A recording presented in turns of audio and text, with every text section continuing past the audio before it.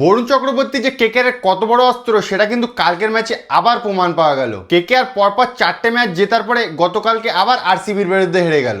আর এখনো পর্যন্ত অজিঙ্ক্য রাহানে বৈভব বারোরাকে কেন খেলাচ্ছে আমি সেটাই বুঝতে পারলাম না। আমার মনে হয় বৈভব বারোরার কাছে অজিঙ্ক্য রাহানের কোনো গোপন ভিডিও আছে, না হলে তাকে কেন বাদ দিতে পারছে না অজিঙ্ক্য রাহানে। এই মুহূর্তে পশ্চিমবঙ্গে সরকারি চাকরির পরে যদি কোনো সুরক্ষিত চাকরি থাকে সেটা হচ্ছে অজিঙ্ক্য রাহানের চাকরি আর বৈভব বারোরার চাকরি। গতকালকে আরসিবির বিরুদ্ধে ম্যাচ হেরে কেকেআরের বিদায় নিশ্চিত হয়ে গেছে এই আইপিএল থেকে।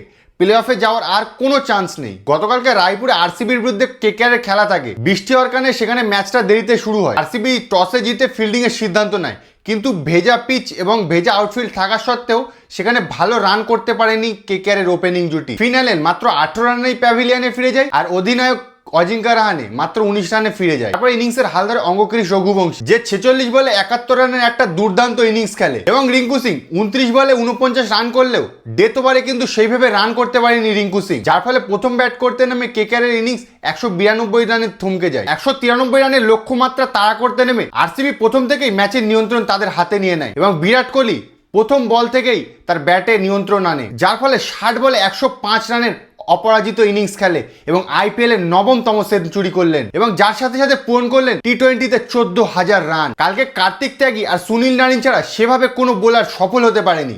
কার্তিক ত্যাগী কেকেআরের একমাত্র বোলার যে কনসিস্টেন্টলি ভালো খেলে যাচ্ছে এবং উইকেট নিয়ে যাচ্ছে। 4 ওভার বল করেছে, 32 রান দিয়েছে এবং তিনটি গুরুত্বপূর্ণ উইকেট নিয়েছে। এবং সুনীল নারিন 4 ওভার বল করেছে, 31 রান দিয়েছে এবং একটু উইকেট নিয়েছে। কালকে কেকেআরের বোলিংয়ে সবচেয়ে বেশি যে অভাবটা লাগছিল সেটা হচ্ছে বরুণ চক্রবর্তীর অনুপস্থিতি। বরুণ চক্রবর্তী খেললে হয়তো কালকে ম্যাচের রেজাল্টটা অন্যরকম হতে পারতো। তোমাদের কি মনে হয় কালকের ম্যাচ নিয়ে? অবশ্যই কমেন্ট করে জানাও।